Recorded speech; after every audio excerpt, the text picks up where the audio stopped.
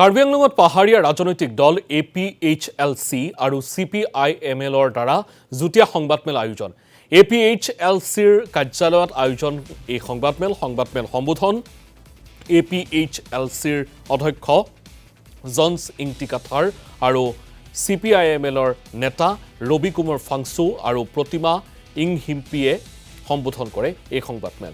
কাৰ্বি আংলং স্বায়ত্তশাসিত পৰিষদে হিন্দুজা, গ্ৰীণফো, গডৰেজ, পতঞ্জলি, শ্ৰী শ্ৰী ৰবিশংকৰ আৰু আদানী আম্বানী গ্ৰুপক হাজাৰ হাজাৰ বিঘা ভূমি দিয়াৰ বিৰোধিতা সংবাদমেলত। চৰকাৰে কৰ্পোৰেট কোম্পানীসমূহক ভূমি বিক্ৰী বা লিজত দিয়াৰ বাবে 8 জানুৱাৰীত প্ৰতিবাদী কাৰ্যসূচী ৰূপায়ণ কৰাৰো মন্তব্য সংবাদমেলত। কাৰ্বি আংলং অট'নমাছ কাউন্সিলে সোলাৰ প্ৰজেক্টৰ কাৰণে আৰু আইৰন অ'ৰ ৰেয়াৰ আৰ্থ মিনাৰেল এক্সট্ৰেকশ্যন সিংহাসন পাহাৰত চলি আছে। হিন্দুজা, গ্ৰীণকো, আদানী আম্বানী, ৰামদেৱ, ৰবিশংকৰ এই সকলক আৰু এইটোতকৈ বেছি আকৌ আহিব বুলি আমি শুনিছো। তেওঁলোকক এগ্ৰিমেণ্ট চহী কৰি আছে, আমাৰ কাউন্সিলে এগ্ৰিমেণ্ট চহী কৰি আছে।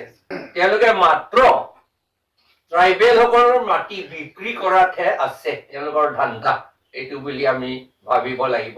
প্ৰমাণ যদি জানিব খোজে তেওঁলোকে সেই স্পটত যাওক, চাই আহক আৰু এই কাউন্সিল অফিচত পেপাৰটো বিচাৰক, দেখিব আৰু আসাম গভৰ্ণমেণ্ট ৱেবছাইটত চাব, তাতে দেখিব।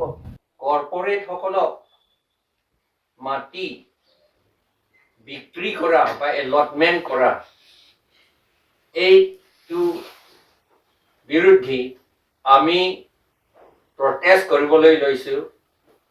অহা জানুৱাৰী 8 তাৰিখে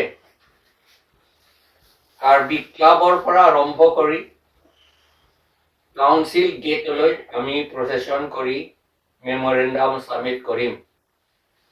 কাৰণ 6 শিডিউল এৰিয়া বুলি ক'লে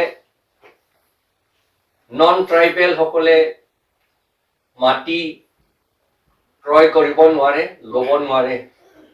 নন ট্ৰাইবেল কৰ্পৰেশ্যন সকলে আমাৰ মাটি ল'ব নোৱাৰে। এতিয়া যিটো কৰিছে তেওঁলোকে বেকডোৰ চিষ্টেমেৰে আমাৰ মাটি চব কাঢ়ি নিবলৈ চেষ্টা কৰি